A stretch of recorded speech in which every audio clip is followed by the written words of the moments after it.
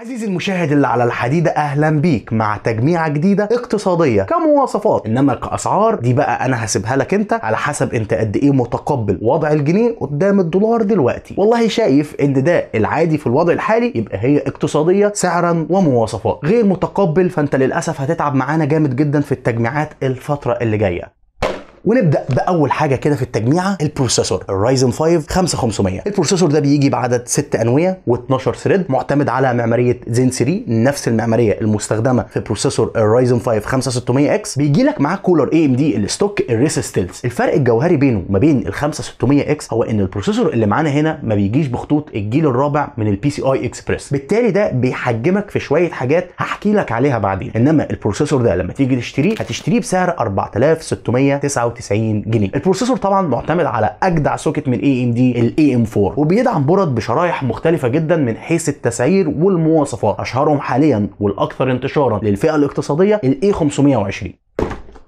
وانا بشوف ان برد الاي 520 برد اكتر من كفايه في الرينج ده للبروسيسورز دي. والحقيقه لو انت بتدور على سعر مقابل اداء انت مش محتاج اكتر من كده الا في حالات معينه. بورده فيها 2 سوكت رام بدعم الرامات الدي دي ار 4 طبعا لحد تردد 4600 في وضعيه دول تشانل لحد مساحه 64 جيجا، مع طبعا سوكت او سلوت واحد يتيم للاس اس ديز الام دوت 2 الجين 3 بسرعه 4 خطوط. وانا بالنسبه لي كمصطفى ما يهمنيش اي حاجه من دول غير سلوت الام دوت 2 وكمان دعم الرامات بسرعه توصل ل 3600 بشكل مستقر. غير كده كمان هي ما فيهاش اكتر من كده وما ينفعش تستنى منها اكتر من كده لان سعرها 3000 جنيه والبورده دي من ام اس اي. وبمناسبه ام اس اي وبما انك في شهر نوفمبر شهر العروض، فهم كمان عاملين عروض باسم اللاكي فرايداي، عباره عن كاش باك في صوره جيفت كارد تستخدمها في اماكن كتير جدا. بتوصل قيمه الكاش باك ل 5600 جنيه على بعض المنتجات. قيمه الكاش باك بتتحدد على حسب كل منتج، يعني ممكن الرقم ده يوصل لاكبر من كده بكتير لو انت شاري اكتر من منتج في تجميعتك من ام اس اي. البروموشن بيغطي منتجات كتيره جدا من البرد والكولرز والشاشات وكروت الشاشه وحتى الباور سبلاي. المهم انك وانت بتشتري تاخد بالك من شويه حاجه، انك شاري المنتج ده من ضمن العرض عشان تقدر تستفيد من الكاش باك، وان يكون من واحد من الموزعين المعتمدين من ام اس اي، وعلى الكرتونه لوجو التوكيل الوحيد لام اس اي في مصر. بعد ما بتشتري بيكون عندك اكونت على ام اس اي وبتدخل البيانات المطلوبه منك عشان تاخد الكاش باك، وبعدها بيتبعت لك الجيفت كارد على الايميل بالاماونت المتاح ليك. العرض ده شغال من يوم 15 نوفمبر ومستمر معاك لحد يوم 1 ديسمبر، وفتره الاسترداد من يوم 15 نوفمبر لحد 15 ديسمبر، وتفاصيل اكتر هتلاقيها من تحت في الديسكربشن. نروح للقطعه الثالثه، الرامات. والمره دي انا هجيب رامه واحده بس 16 جيجا، الباتريوت فايبر بتردد 3600، قطعه واحده بس 16 جيجا عشان يكون عندك امكانيه انك ترفع الرامات بدون ما تخش في تعقيدات بيع المستعمل وشراء الجديد. انت لو ناوي تحدث عشان انت محتاج رامات مساحتها اكبر هتجيب رامه كوبي بيست من دي كبراند ومواصفات وتركبها وشكرا على كده. الرامات اللي انا اخترتها سعرها 1800 جنيه من غير ار جي بي، حاجه كده بلين جدا. ممكن تجيب كيت رامات 2 في 8 جيجا عشان تستفيد من الدول تشانل، مفيش اي مشكله تماما. لو انت بس مش ناوي تحدث قدام هتلاقيهم اغلى عن الرامه دي ب 200 جنيه تقريبا كتوتال. في الاول وفي الاخر خليني اقول لك ان انا عملت حساب ان المواصفات اللي انا حطيتها المره دي ما هياش قليله او ضعيفه، بالعكس مواصفات كويسه جدا تقدر تبدا بيها حاجات كتيره جدا. وده يودينا لقطعه مهمه جدا جدا قبل الاس اس دي وهي كارت الشاشه. لما نيجي نتكلم على فئه اقتصاديه مش لو اند في تجميعات الالعاب وبدايات الشغل بكروت الشاشه، لازم يكون البدايه الار تي اكس 3050. الار تي اكس 3050 بغض النظر عن انه كارت جه في ظروف معينه مش لطيفه جدا على كروت الشاشه، الا انه كارت كويس جدا بس كان محتاج يكون ارخص من كده. في منه نسخه 8 جيجا وفي منه نسخه 6 جيجا، وده مش الفرق الوحيد بينهم، في فرق كمان في المواصفات الاساسيه من حيث اعداد الانويه والترددات بشكل عام، وكمان الفرق في السعر على حسب البراند تقريبا من 2000 جنيه ل 2250 جنيه. يعني انا النسخه اللي اخترتها هي الفينتوس 2 اكس اكس اس من ام اس اي، نسخه بتبريد عباره عن مروحتين بتحتاج 6 بن من الباور سبلاي عشان تشتغل، والنسخه دي سعرها 11750 جنيه. ومتهيألي مفيش حاجه كمان نقولها اكتر من كده. ننقل على قطعه مهمه جدا في التجميعات وملهاش علاقه بالاداء بشكل مباشر، منتشر وهي الاس اس دي، وبالتحديد الليكزر ان ام 620 النسخه ال 256 جيجا. والاس اس دي ده احتمال مش اول ولا تاني ولا تالت مره تشوفه عندي. النسخه دي سعرها 950 جنيه في ماكسيمم هاردوير، بتقدر تديك متوسط قرايه يوصل ل 3300 ميجا وسرعات كتابه توصل لمتوسط 1300 ميجا بايت. نسخه كويسه جدا وسرعتها كويسه جدا وسعرها كويس جدا جدا جدا. مش خساره ان انت تبدا تجميعتك الجديده سواء كانت لو اند او حتى تجميعه اقتصاديه باس اس دي زي ده. زي ما وضحت لك قبل كده، فروق الاسعار بينه وبين الساتا اللي بنفس المساحه مش كبيره قصاد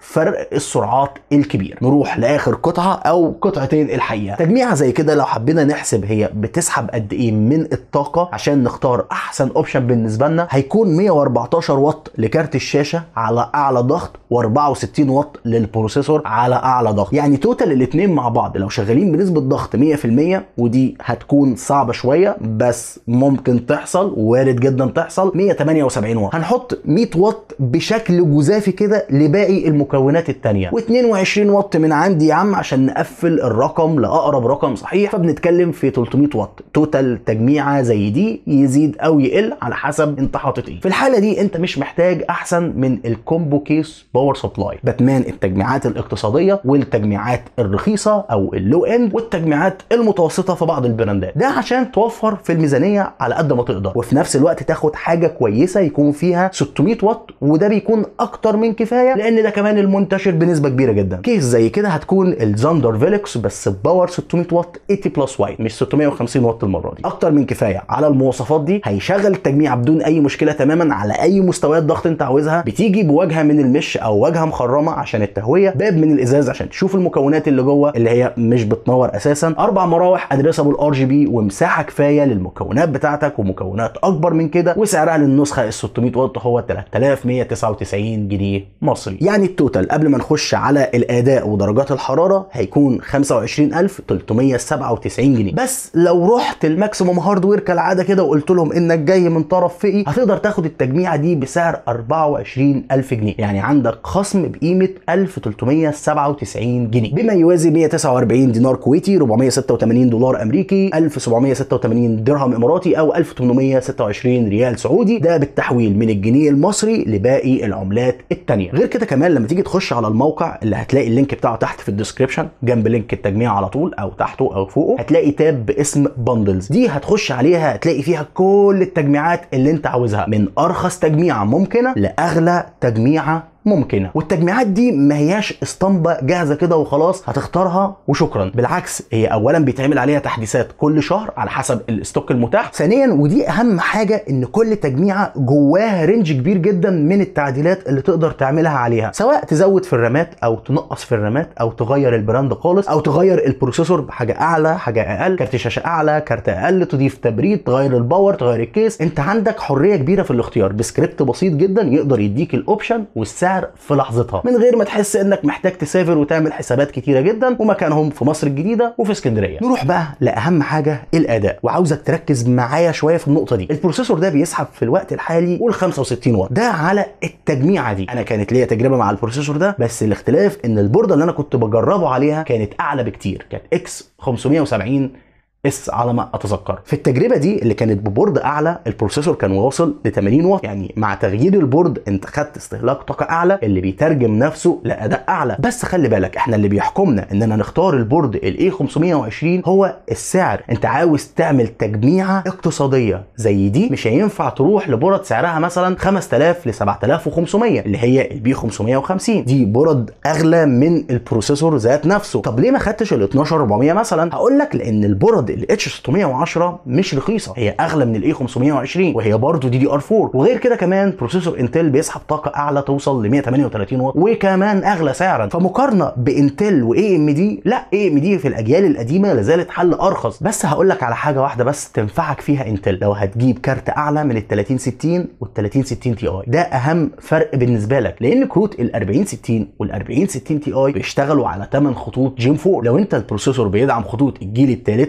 هتخسر كتير جدا من الاداء، لكن في حاله انتل مش هيحصل معاك الكلام ده. فزي ما انت شايف الاختيار ما هياش تفضيلات شخصيه، وانما على حسب التجربه والمواصفات. بالنسبه للالعاب فالنسخه 8 جيجا من كارت الار تي اكس 3050 قادره وبتضمن لك انها تتعامل مع كل الالعاب اللي موجوده حاليا، سواء كانت بالري تريسنج او من غير الري تريسنج، وكمان على اعلى اعدادات ليها. بس انا انصحك مع كارت زي كده ما تروحش لاعلى اعدادات، لانها مش هتكون فرق قوي، لان دي انا اعدادات مثبتها دايما لغرض المقارنه، ما بغيرهاش الا في حالات معينه زي مثلا تجميعات الاي بي يو. وخلي بالك ان سبب استخدام اعلى اعدادات اني عاوز اشوف مستوى اختناق الكارت هيكون موجود ولا لا. طبعا مش هيكون موجود لان هنا التارجت بتاعنا هو ريزولوشن 1080 بي، ومع الري تريسنج والدي ال اس اس هتاخد اداء اقل شويه بس فيجوالز احسن. ودي مقايضه انت ممكن تعملها على حسب اللعبه اللي انت بتلعبها او الجانرا اللي انت بتلعبها، هل هي اي سبورتس ولا تريبل اي. مع الدي ال اس اس هتاخد اداء اعلى بكتير، وعلى حسب مستوى اوبتمايزيشن كل لعبه، لان مش كل الفروق في الالعاب بتبقى زي بعض. البروسيسور مع الكولر الستوك هيوصل ل 84 درجه حراره بعيده عن الثروتلينج، بس ممكن مع الصيف تبدا تقتني كولر احترافي شويه، مش لازم يكون ليكويد، اير كفايه جدا. انما درجه حراره الكارت كانت اعلى حاجه وصل لها هي 59 درجه. كده تقريبا انا اديتك كل حاجه محتاج تعرفها عن تجميعة المره دي، من حيث الاسعار والاداء ومنين تشتريها وبكام، والاهم ليه اخترت كل قطعه في الميزانيه دي. واديتك اوبشن مختلف اللي هو الانتل، اغلى سعرا اسرع شويه، وبيديك ميزه مهمه جدا جدا جدا، البي سي اي اكسبريس 4 مش لازم للاس اس دي بس لكروت الشاشه، وده لو عاوز تحدث لكروت ال 4000 او عاوز تقتني كارت من كروت ال 4000. ودايما افتكر انك في التجميعات حر جدا، زي ما انت حر تتفرج على الحلقات اللي فاتت والحلقات اللي جايه، تعمل لايك لو الحلقه عجبتك، رايك تحت في التعليقات، وما تنساش تشترك في القناه عشان اشوفك ان شاء الله في الحلقه اللي جايه.